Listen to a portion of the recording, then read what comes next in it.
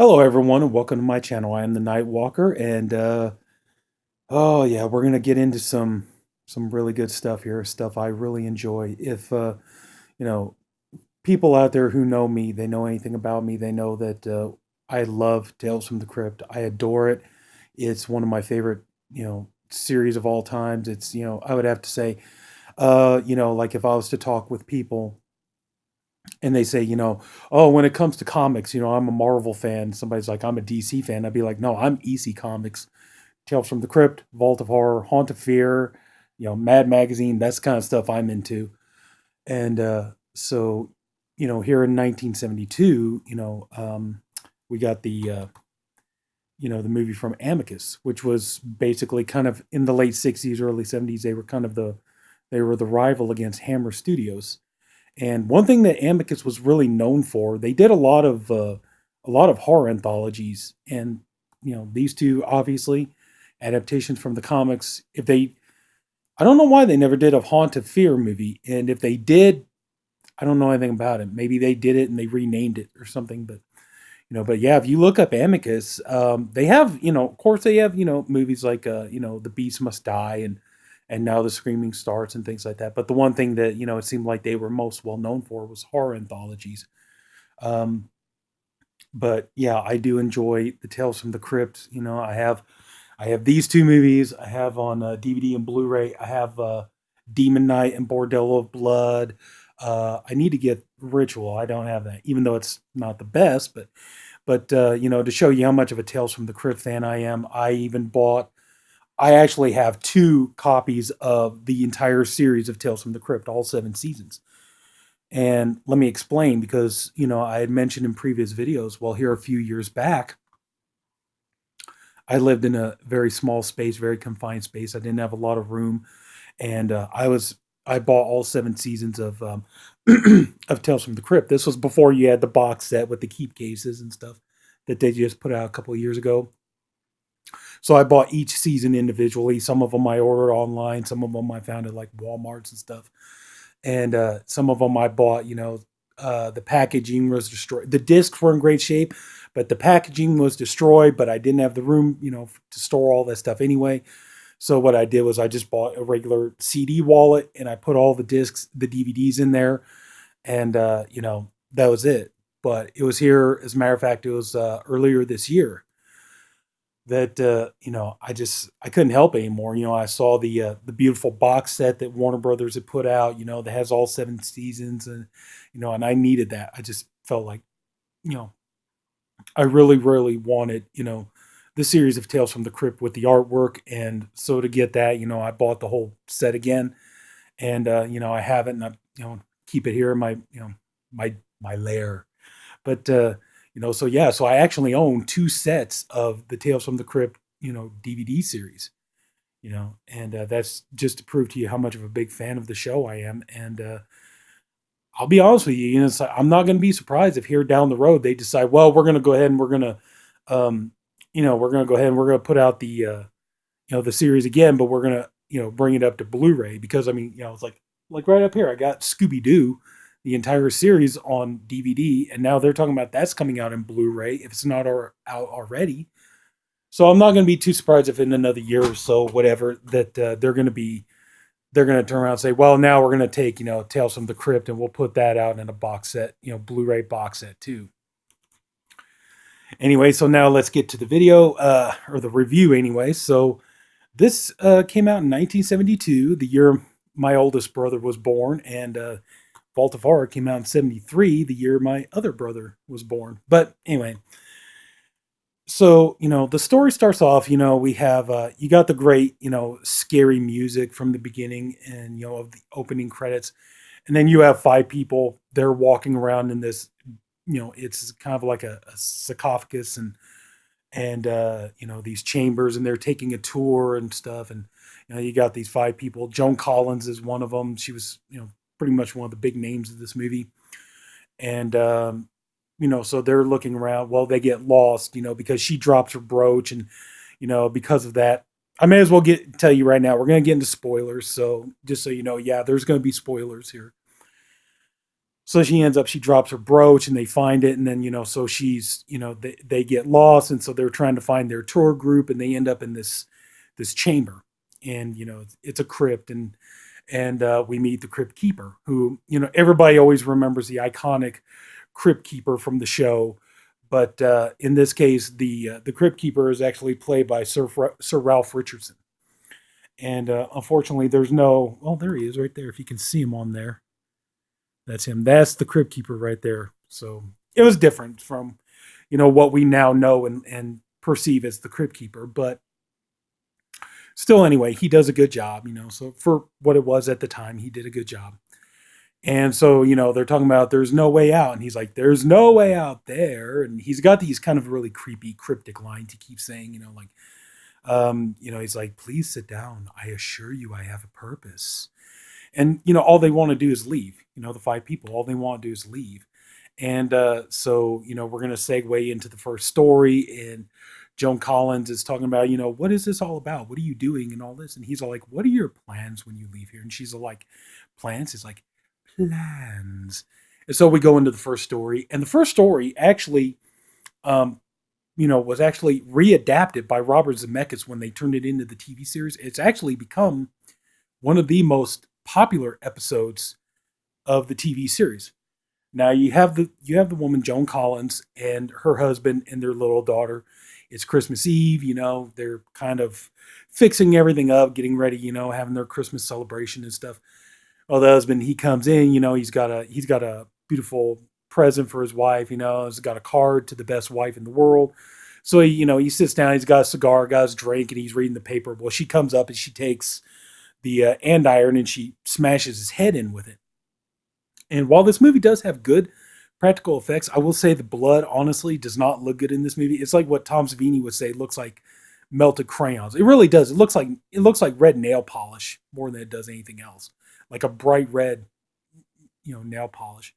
But so anyway, she kills her husband, and so she's getting ready to clean it up, and then she goes to the safe, and there's a safe in the wall. So she goes and she looks in the safe. We find out that, okay, well, the reason she killed him is because he's got insurance. She wanted to get the insurance money for his death. Well, she's getting ready to start disposing of the crime, and then it comes over the radio that there's an escaped mental patient from the local insane asylum who's wandering around the neighborhoods, and he's he's dirty and he's bald and wearing a Santa Claus outfit. How did they know what I was doing last Christmas? Anyway, so anyway, the story ends up becoming like, on the one hand, she's trying to juggle all these different things. She's trying to keep this insane, crazy, man dressed up as Santa out of her house. Meanwhile, she's trying to make her husband's death look like it was an accident. And then at the same time, you got the little girl who, she keeps waking up and she keeps jumping out of bed, and, she keeps waiting for Santa Claus. And so she's trying to deal with all of that stuff. And I remember I was really young when I saw this. And I saw this before I saw the version on the TV series, which, the version on the TV series is fine. It's good. Larry Drake looks great. It's scary as hell as the Santa Claus, but this one here was pretty frightening too. I remember this scared the crap out of me when I watched it as a kid, and it just does. I just love it to death, and that was a good story. And I'm gonna try to go through these a little too fast. I won't sit here and spend the entire time, but yeah. So she's trying to. As a matter of fact, there's her with the killer Santa Claus there. And so that was the first story, and so she's trying to deal with that. So then we get into the second story where, this man, he's talking about he wants to leave and everything. He's like, why? And the Crypt Keeper is like, why? And so we get into his story, and so he's, this man, he's telling his wife he's going on a business trip and everything else, and he's packing his bag and telling her he doesn't know when he's going to get there, and he's going to phone her and all this other kind of stuff. And so she's like, did you say goodnight to the children? No, I'm going to. So when he goes in to kiss his children goodnight, it's like, one of his daughters is like, good night, daddy. And he's all like, goodbye, darling. So he leaves and saying he's going to phone his wife and, let her know everything's okay and stuff. But what he ends up doing though is he runs out on his wife and kids. He goes. It turns out he's got a mistress, and that he goes to her apartment. And she's like, yeah, the removal man came today and took the stuff.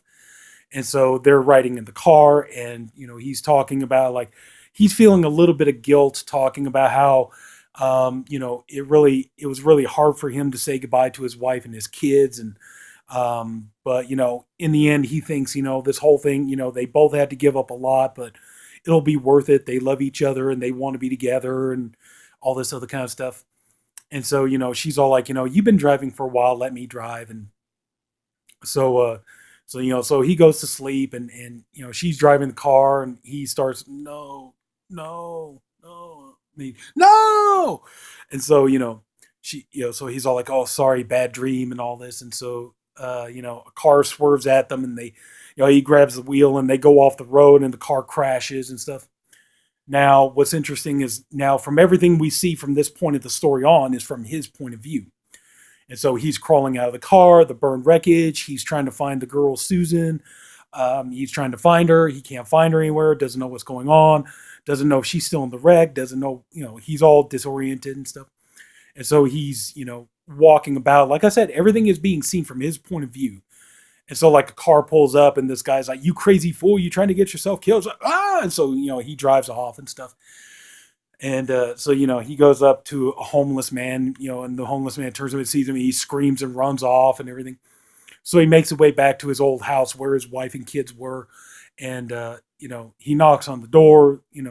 His wife answers the door, and he's like, "Darling," she screams, lets out this horrifying shriek and everything, and slams the door. And then he looks into the window, sees she's with another man.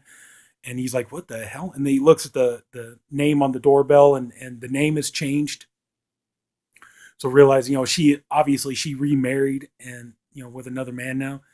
And so he's going around, he's trying to figure out what's going on. So he goes to his girlfriend's apartment, and she lets him in. And we realize that, what ended up happening was, they got into the accident. She survived, but she's blind. And, the accident took her sight.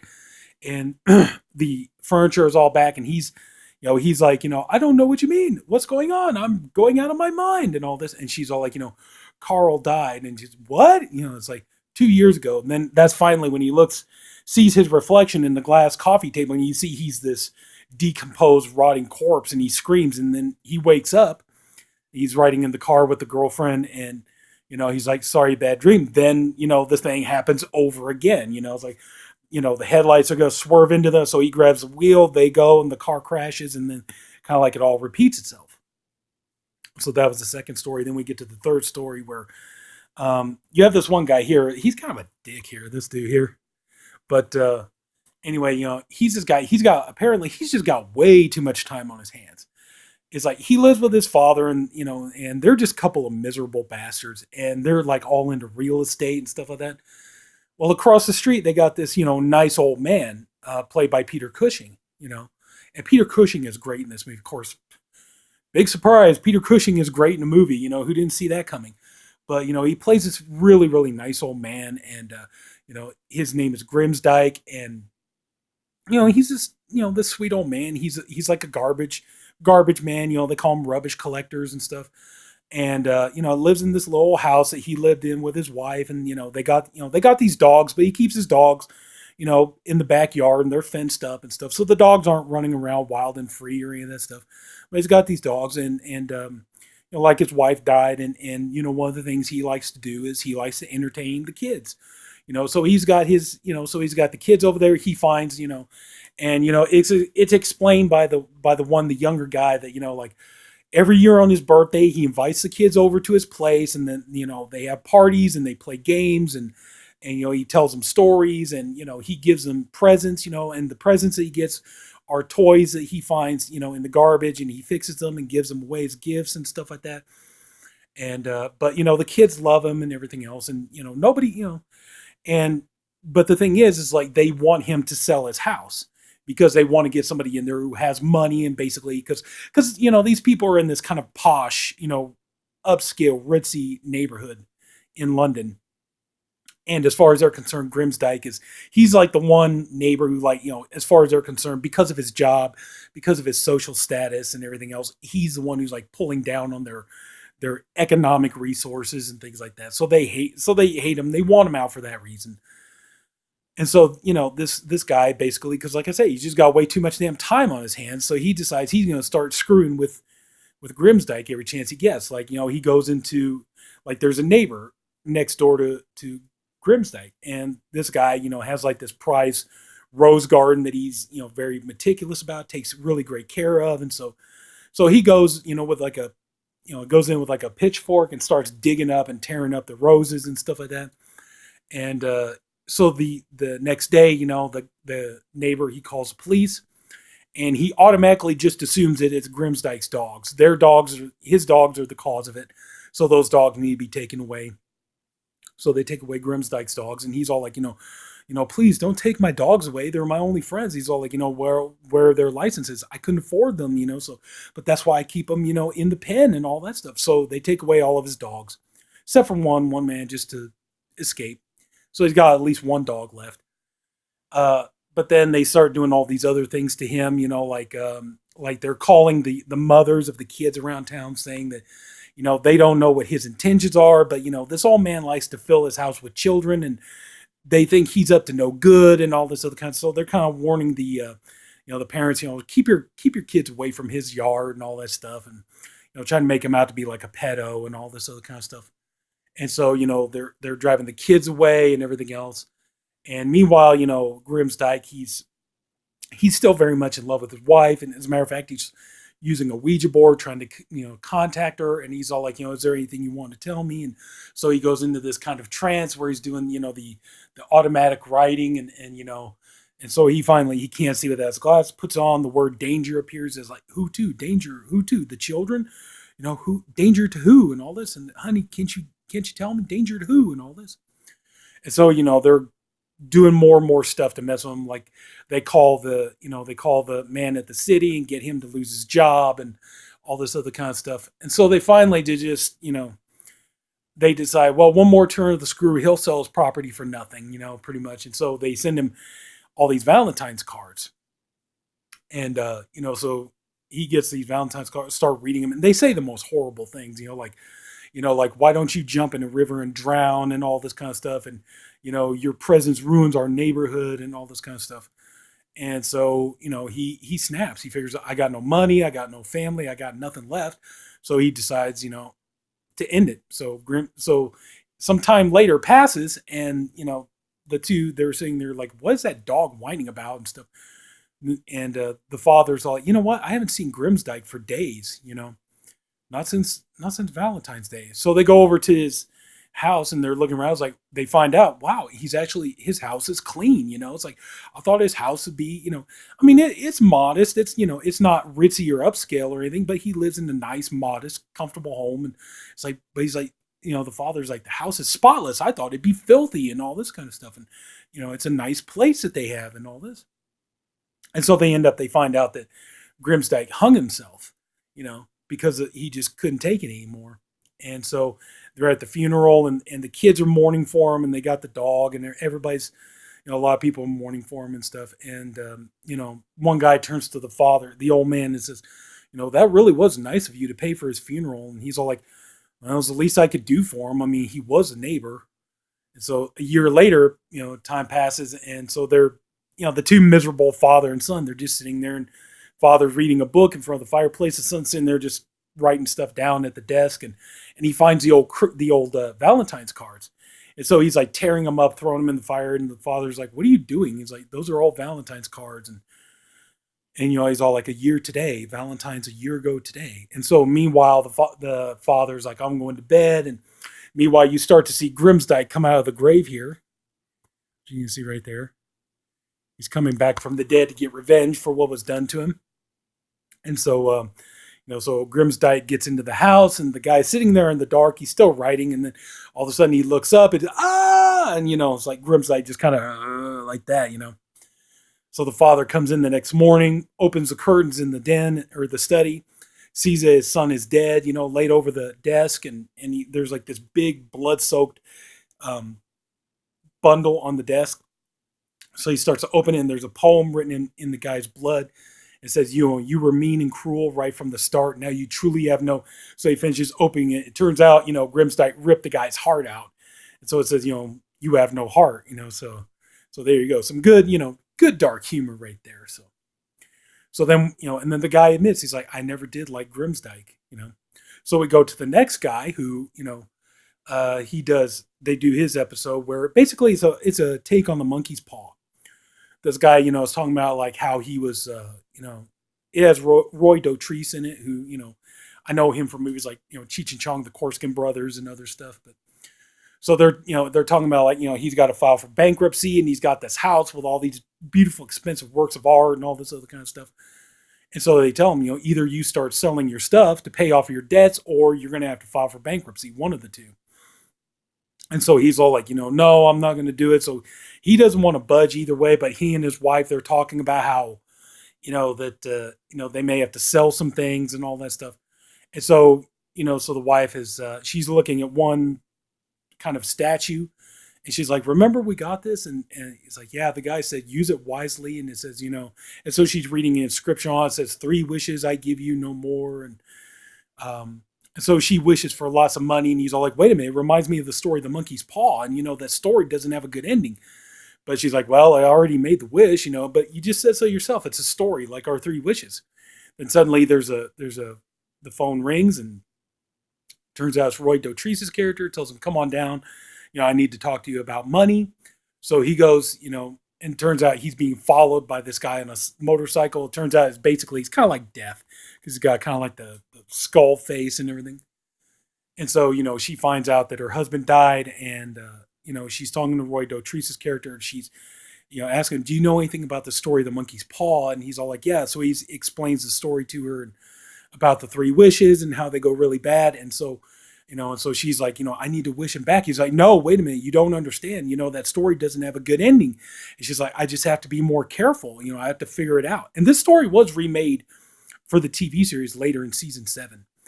But they had kind of like a different spin on it. Anyway, so she wishes for her husband back right before the accident. So, there's a knock at the door, and these, pale Undertaker guys come in. They bring in the casket. And she's like, open it. And, it's like, he died of a heart attack right before the crash. So she says, wait a minute. So he was already dead from a heart attack. So the crash didn't kill him and stuff. So they open it. He's there. And so she's like, I got one more wish. And he's like begging with her, don't do it. You're going to, this is not a good thing. Don't do the final wish. And so she does it anyway. She brings him back from the dead. And, turns out he's been embalmed. So he's suffering. He's being burning alive from the inside. And, so she's like trying to cut him up, and, but she wished him alive forever, that nothing could kill him. And so, he's all like, you don't understand. You wished him alive forever. Nothing can destroy him. Now he's going to be suffering in agony for all eternity and all this stuff. So she really does, she's saying she's not going to botch it, but she ends up botching it in just the worst way. But that was a great story too. And then finally we get to our last story, which that one too was remade for the series. When they did the remake, it had Anthony Zerbe in it, and Terry Polo, and Isaac Hayes in it, John Savage, yeah. And this one here, you got this guy, this stuffy British guy. He's, talking about he's in the army, Major Rogers, and he's taking over this home for the blind. And you have Patrick McGee, who's in like Clockwork Orange and so many other movies.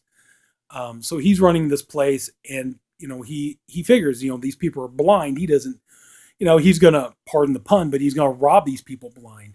So he turns around, the money that they're giving him to run the home for the blind, to pay for their food, to pay for their heat, to pay for their care and everything else. He starts stealing the money and spending it on himself, buying fancy paintings and, buying steak for him to eat while they're eating slop and everything else. And at one point, he turns off the heat. So, and it's the middle of winter. So these poor folks, they're freezing to death. So they're trying to get him to see his way, but he's got a dog, Shane, that he uses to kind of sick on the patients and stuff. So anyway, so he just, he's like, I'm going to screw these guys over and everything else. And finally, it results in the death of one of the patients. The man basically dies from pneumonia. And rather than get the doctor, he's all like, well, let me go have a look at him. So he goes and looks, and, it's like the man is dead. And so, he starts to notice like everybody's kind of starting to shift a little bit. And he's like, and Patrick McGee's like, very well then. So they hatch a plan, and then, they're able to lure him and the dog down to the basement. And they build this maze, and they got like one wall's rigged with like razor blades and stuff like that. And they got the dog. They had the dog down there for days, and the dog is basically starving. So the dog is going feral. And so he's trying to go through this maze, trying to get out and everything else.